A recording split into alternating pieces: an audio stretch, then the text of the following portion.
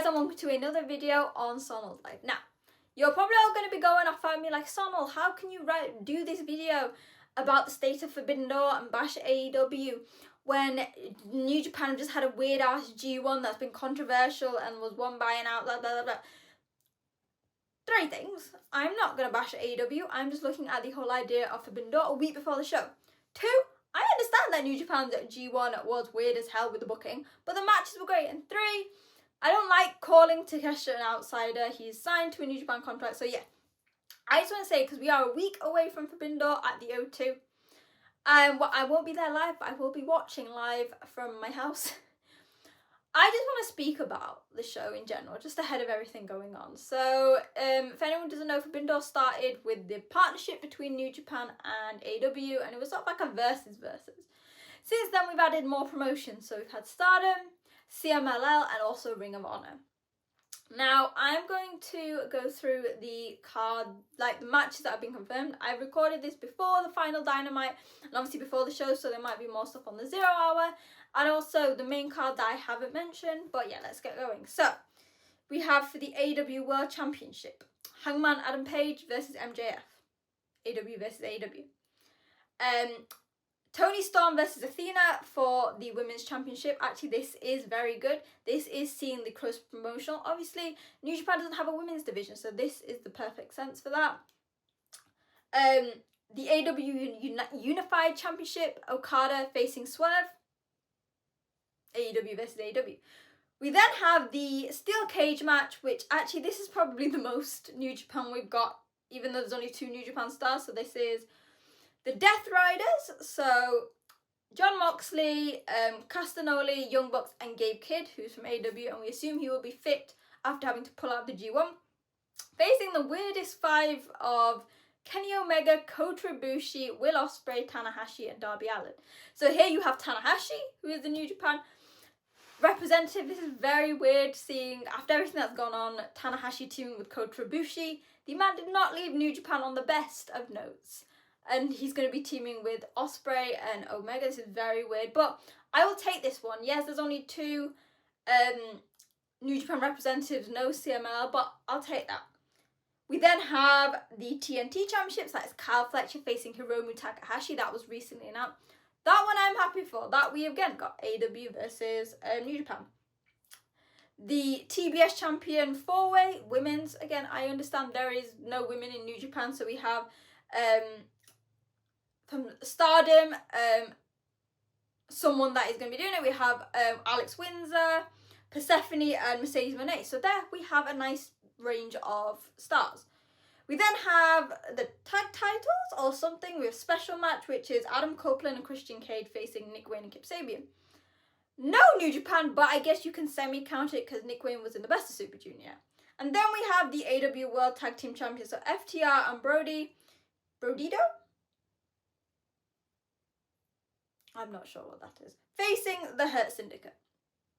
So, assuming that they'll have guys like Ishii, Uemura, because Uemura is set to be on the Rev Pro show, we are going to count how many... Oh, sorry, I forgot. The main match.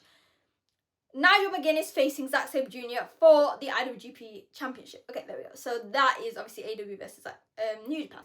So that means that we have Zack Sabre Jr., Hiromu Takahashi, Gabe Kidd, and Tanahashi. That is 4 people on the actual card that has been announced. Again, like I said, there's going to be probably likes of Ishii, Uemura, maybe other people who are coming for the Rev Pro show. I think Shingo is also at the Rev Pro show. So they might make an appearance. 4 names. Now, I don't think, so I know a lot of people said this says the current state of New Japan. It's nothing to do with that. I get it, like you might not be happy with how the G1 went, the booking, but you have a lot of stars who are very popular, who you could put in a match. El Desperado, well, I'm still holding up El Desperado to be there. Fujita, members of TMDK, Suji. I feel like my mind's gone blank. Members of the War Dogs, you have Gabe Kidd. And the problem is by putting Gabe Kidd, you've sort of alienated the War Dogs. Driller, David Finlay, Taiji Shimori. Youngblood have just come back. They're not Youngblood anymore, but Yuto Nakashima and Oscar Loibe. Members of Hontai. There are so many guys you could have put in to these matches. I don't know, for like the tag titles or something. It just feels wrong to me. Now, again, this is not insulting AEW, because I understand that AEW actually puts out a really bad time of the year. They put it just out after G1 season. You're very much alienating a lot of the roster who don't want to be travelling. Similarly, actually, there's also a Taka Taichi show that day, so. But while if that's the case, I don't think that they should have promoted it as a Forbidden Door show. Because you had a lot of people like me, who are New Japan faithful through and through, really excited for this.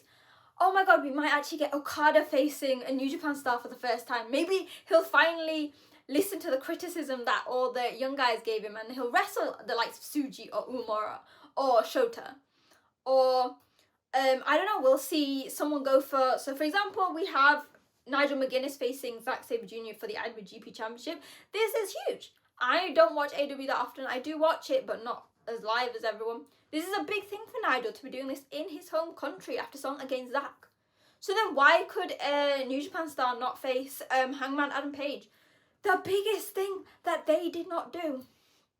If you guys know, and I followed New Japan since 2018, and Hangman Page was in New Japan at that time. In 2018, Hangman Adam Page was with the Bullet Club, and one of my favourite storylines, my favourite things, was his match against Tanahashi, where after the match, Tanahashi said he wanted to suck the poison out of Hangman Page.